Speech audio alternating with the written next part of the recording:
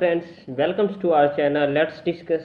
Friends, आज हम आप सभी के लिए क्लास 10th का सोशल साइंस सब्जेक्ट का वर्कशीट नंबर 30 लेकर आए हैं। और यह वर्कशीट आपका प्रीवियस वर्कशीट से ही जुड़ा हुआ वही चैप्टर कंटिन्यू हो रहा है। तो भारत में वैश्वीकरण का प्रभाव क्या है, ये आपको पढ़ना। और यह वर्कशीट 12 सितंबर 2020 के लिए है। ओके फ्रेंड्स, तो आइए इसे एक एक करके बेहतर तरीके से डिस्कस करते हैं। फिर इसका सॉल्यूशन मैंने अटैच कर रखा है, फिर उसे भी देखेंगे। तो भारतीय अर्थव्यवस्था का वैश्वीकरण एक लंबा सफर तक तय कर चुका है। जैसे वैश्वीकरण और उत्पादकों, स्थानीय एवं विदेशी दोनों के बीच और अधिक प्रतिस्पर्धा से दोनों के लिए विशेष रूप से शहरी क्षेत्रों में धनी वर्ग के उपभोक्ता को लाभ प्राप्त हुआ है।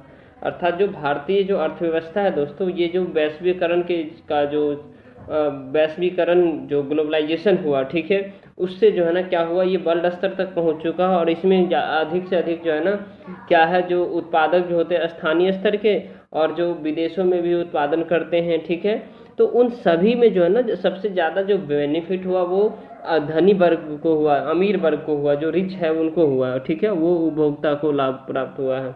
इन उपभोक्ताओं के सामने अब पहले से अधिक विकल्प है, क्योंकि वे अब कोई उत्पादकों के लिए बेहतर गुणवत्ता और कम कीमतों का आनंद लेते हैं। उत्पादकों को और श्रमिकों पर वैश्वीकरण का एक समान प्रभाव नहीं है। अब देखिए दोस्तों, इसमें जो है ना ये बहुराष्ट्रीय कंपनियां पर प्रभाव कैसे पड़ी है। तो बहुराष्ट्रीय कंपनियां और शीर्ष भारतीय कंपनियां, ठीक है, उसके बाद छोटे भारतीय निर्माताओं। अब देख रहे हैं बहुराष्ट्रीय कंपनियां कितना बड़ा इसका फिगर देख रहे हैं, ठीक है। अब देखिए इसे एक एक करके पहले समझते। बहुराष्ट्रीय कंपनियां पर प्रभाव क्या पड़ा है। तो उद्योगों में cell phone, electronics, soft drinks, fast food या फिर क्या है बैंकिंग जैसे सेवाओं निवेश बढ़ा है। जैसे आपने देखा होगा जो जैसे डिफरेंट डिफरेंट काइंड्स के मोबाइल आपको जो है ना क्या होते हैं, सेल फोन वगैरह जो है ना, आज सुना होगा वीवो का लॉन्च हो रहा है, तो कभी रियलमी का हो रहा है। तो ये सारे क्या है, बहुराष्ट्रीय कंपनियां हैं फ्रेंड्स। अब देखिए इसमें उसके बाद सॉफ्टवेयर है, जैसे अच्छे क्वालिटी का, जैसे एप्पल का ये सब वगैरह, जो आपका जो लैपटॉप वगैरह आती है, ये सारे। और बैंकिंग सेवाओं में भी निवेश कर रहे हैं।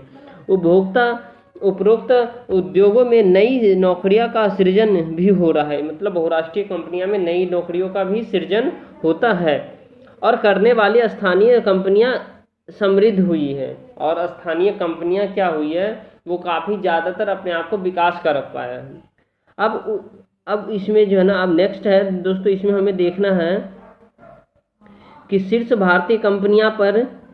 तो देखिए उन्होंने नई तकनीकी और उत्पादकों के तरीकों में निवेश किया है और अपने उत्पादन मानकों को बढ़ाया है, ठीक है दोस्तों।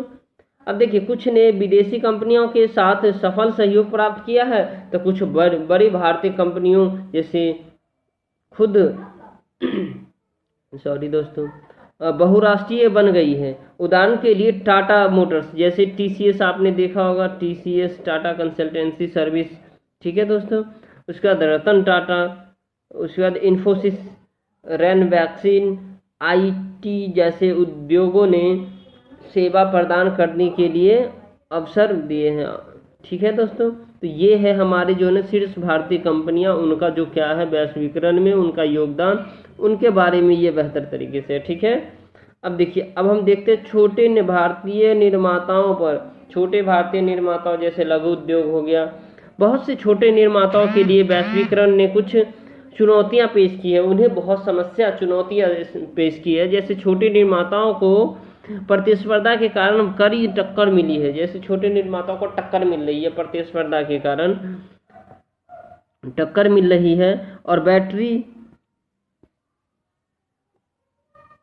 और क्या जो है ना, बैटरी, कैपेसिटर, प्लास्टिक, खिलौना, टायर, डेयरी उत्पादन, तेल कुछ उदाहरण हैं। और इनमें से कई इकाइयों ने क्या किया दोस्तों, कई इकाइयों ने श्रमिकों को रोजगार देने के लिए बंद कर दिए हैं। मतलब अब जो है ना क्या हो रहा है, जैसे छोटे जो कंपनियां हैं, ठीक है, जो लघु उद्योग के हैं, जैसे कुटीर उद्योग, लघु उद्योग वगैरह, ठीक है, उसमें उसने क्या किया है, जो छोटे जो मजदूर वगैरह सबको उनको नौकरी देना बंद कर दिया है, ठीक है। इसमें काफ़ी नुकसान हो रहा है। अब देखिए, अधिकांश नियोक्ता श्रमिकों को लचीले ढंग से रोजगार देना पसंद करते हैं, जिससे नौकरी का नुकसान होता है।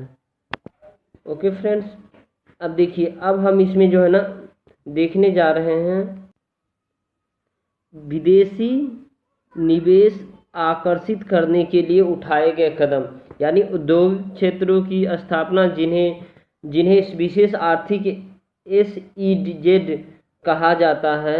इनमें बिजली, पानी, सड़क, भंडारण, मनोरंजन और शैक्षणिक सुविधाएं जैसी विश्व स्तरीय सुविधाएं हैं। SEZ में उत्पादन इकाई रखने वाली कंपनियों को शुरुआती 5 वर्षों के लिए कर भुगतान नहीं करना पड़ता है। अब देखिए, 5 वर्षों के लिए स्टार्टिंग में कर भुगतान नहीं करना पड़ेगा विदेशी निवेश आकर्षित करने वाले कंपनियों को। अब देखिए, श्रम कानूनों में लचीलेपन, श्रमिकों को नियमित रूप से काम करने पर काम पर रखने के बजाय काम के तीव्र बढ़ाने, दबाव होने पर कंपनियां छोटी अवधि के लिए लचीले ढंग से काम पर रखती है। यह कंपनी के लिए श्रम की लालच को कम करने के लिए किया जाता है। फिर भी विदेशी कंपनियां अब भी संतुष्ट नहीं और श्रम कानूनों में और अधिक लचीलेपन की मांग कर रहे हैं। अर्थात जो विदेशी कंपनियां वो कह रहे हैं, जो हमारा जो लेबर एक्ट है उसमें और लचीलेपन की, मतलब उन्हें सुविधा दी जाए ज़्यादा, अधिक से अधिक, उसका डिमांड कर रहे हैं।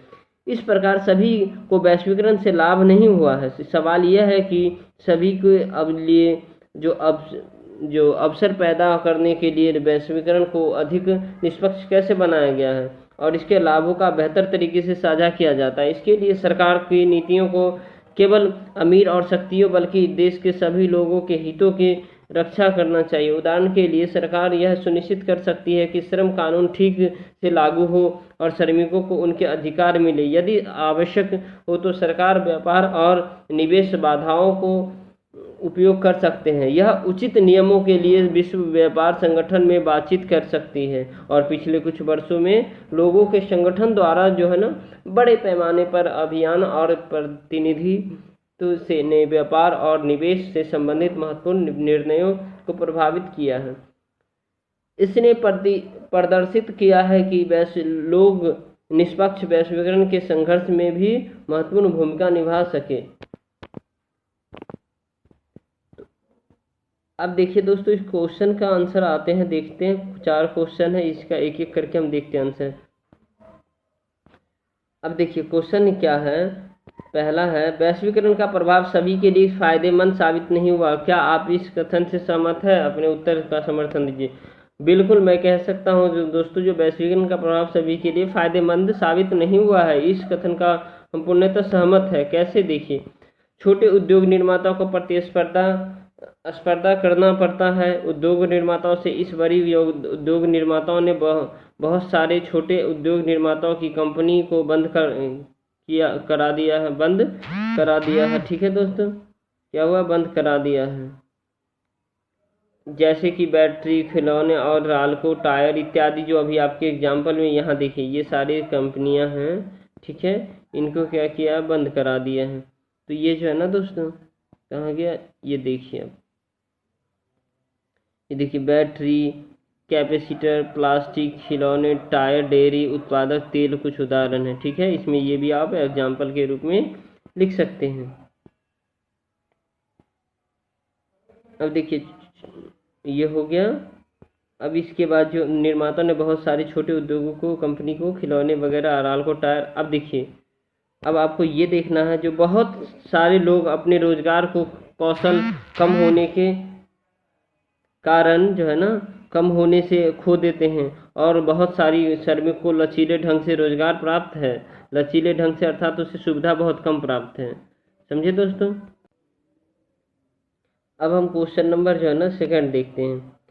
SEZ क्या है, उन्होंने विदेशी निवेश को आकर्षित करने में क्या योगदान दिया है।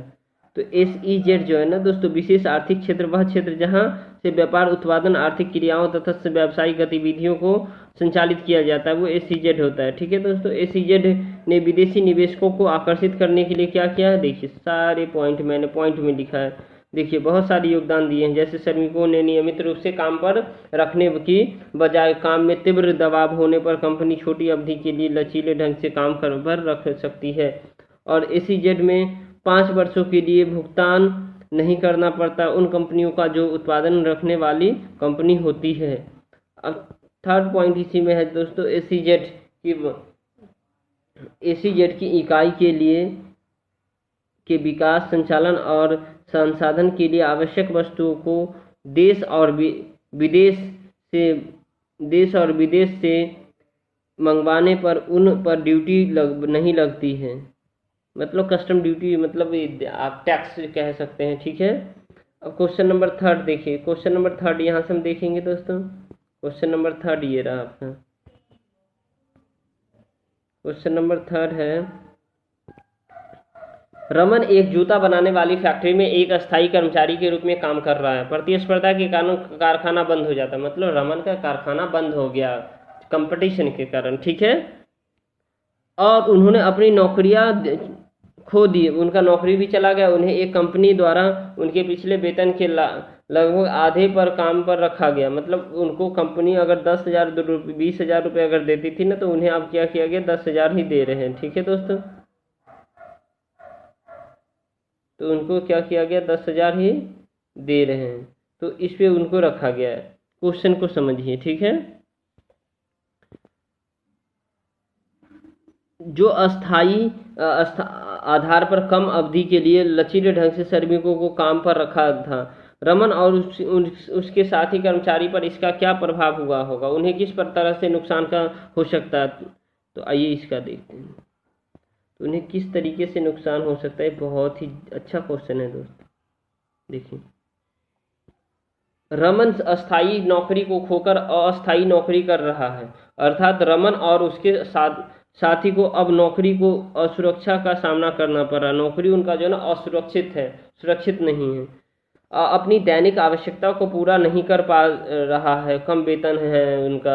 ठीक है, रमन और उनके साथी को कई तरह के नुकसान हो सकते हैं, जैसे मानसिक, सामाजिक, आर्थिक तनाव का बढ़ना, श्रमिक कानून का उल्लंघन, क्योंकि रमन और उसके अस्थाई को कम वेतन मिल रहा है, इससे श्रमिक कानून का भी क्या हो रहा है, उल्लंघन हो रहा है।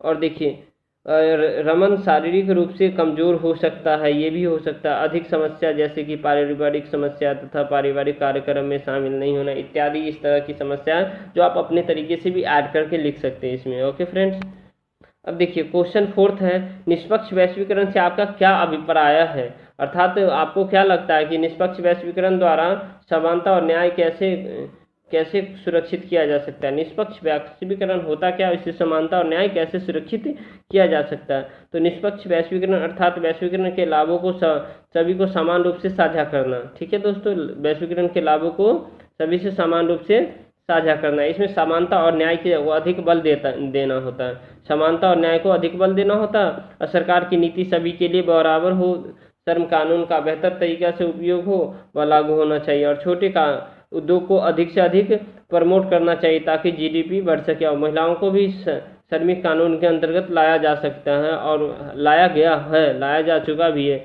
बट उनका जो है ना, अभी भी बहुत सारे ऐसे प्राइवेट सेक्टर में क्या होता है, उनको एक्सप्लॉयटेशन होता है, उनको जो है ना शोषण होता है, क्योंकि मेल के कंपैरिजन में फीमेल की सैलरी कम दे रहे हैं, तो उन्हीं में जो है ना श्रम कानून है, तो उनका स्ट्रिक्ट से पालन हो। ठीक है दोस्तों, तो आई होप आपको ये बेहतर तरीके से समझ में आया होगा। वीडियो पसंद आए तो लाइक कीजिए, शेयर कीजिए, सब्सक्राइब कीजिए दोस्तों।